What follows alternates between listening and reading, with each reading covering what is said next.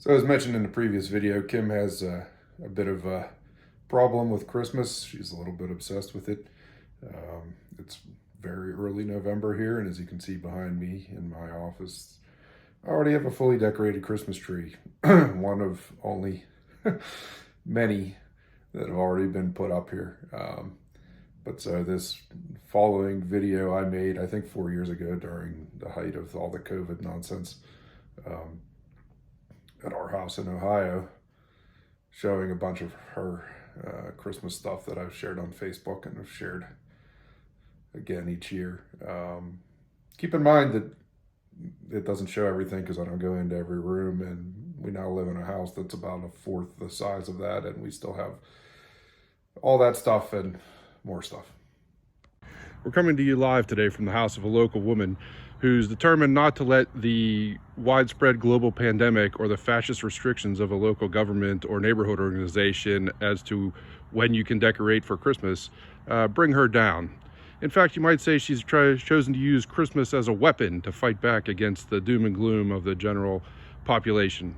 As you can see, despite a neighborhood restriction that no exterior Christmas decorations be put up prior to the weekend after Thanksgiving, she's already in full display on the front porch. Let's go ahead inside and see what it looks like on the inside. Beautiful wreath on the front door. I wonder if a love of wreaths will permeate the decorating inside. As we enter the vestibule, you'll see the first of what I will assume to be many Christmas trees. Let's go on inside into the main house.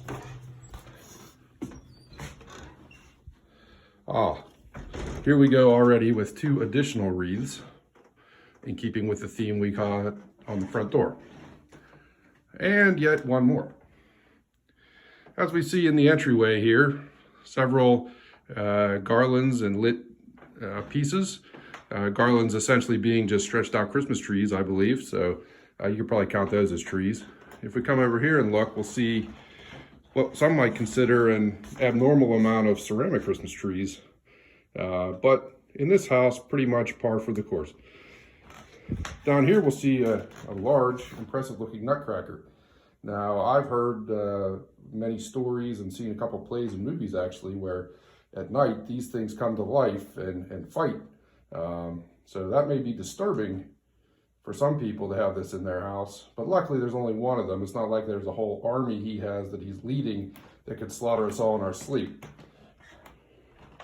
On second thought, perhaps we should be a little bit more worried than I thought. Luckily, if you look into here, we see a great force of goodness to rise up and fight back against the evil nutcrackers. Although I'm worried for him that he may, on his own, not be able to handle such a mob. Oh, wait, but it turns out he has his own army that he's in charge of and leading. So I anticipate in the middle of the night, epic battles between light and darkness in the foyer of this house. Let's go ahead and head upstairs and see if the decorating extends to both floors. And it appears that it does. We have a Christmas tree here on the landing. The theme appears to be silver and white. If we go to the left into the owner's dressing room, we'll see, yes, indeed, a tree in there.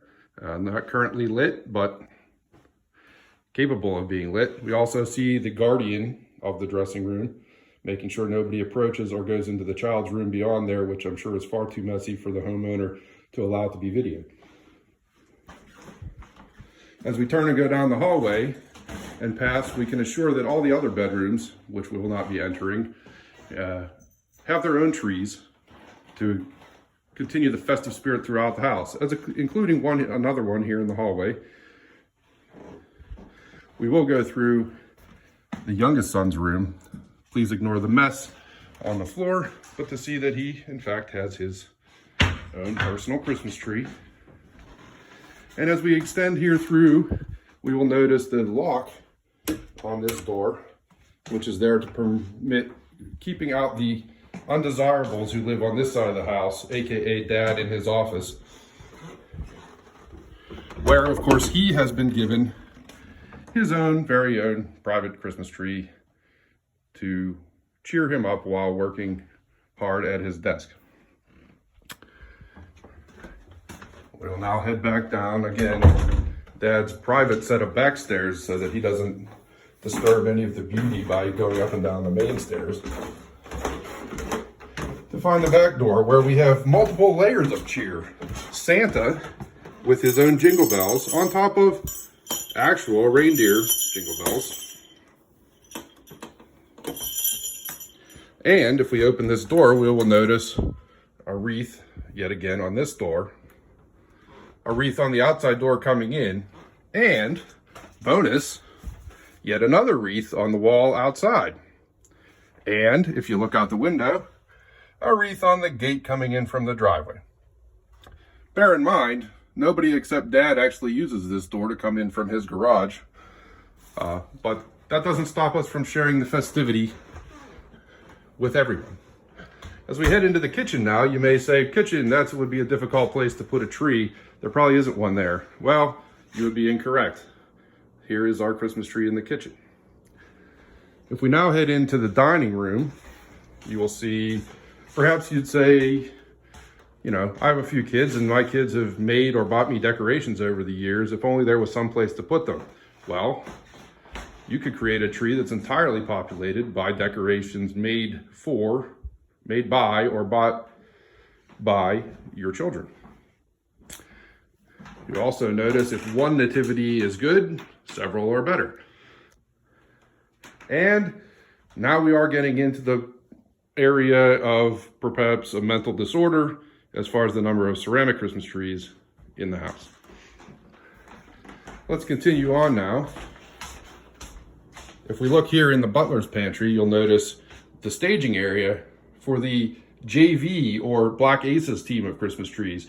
These are small trees that are not yet ready to be full varsity players on the Christmas scene, but they're permitted to come out and observe and participate in the festivities from afar, so that in future years, once they've grown and reached physical maturity, they can be full participants, and also stand ready to step up if one of the current trees suffers a devastating injury.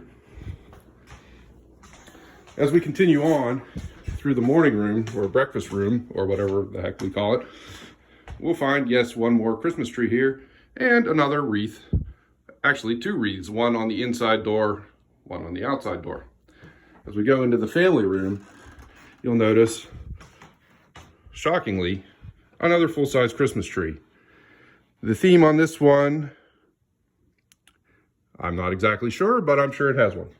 And, actually a second Christmas tree, not quite full size, and three more wreaths. If we continue on through into the sunroom, which is not heated and therefore barely usable in the winter, we of course have a tree in there, obviously white tree with red and green ornaments. Finally, let's move on back through the hallway and see what the living room looks like.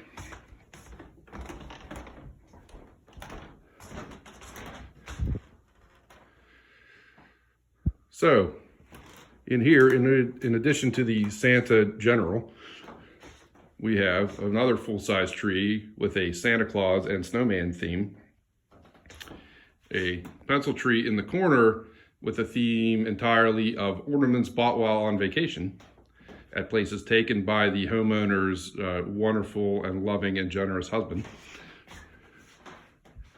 And yet more lighted garland, which is basically just a Christmas tree stretched out and pulled flat. And yet one more small ceramic Christmas tree just to, even things out. So as you can see, this homeowner is definitely using Christmas as a bludgeon to beat down the negativity in the world due to coronavirus. And I would encourage you all to mimic her and use Christmas to beat up on all the negativity in your life.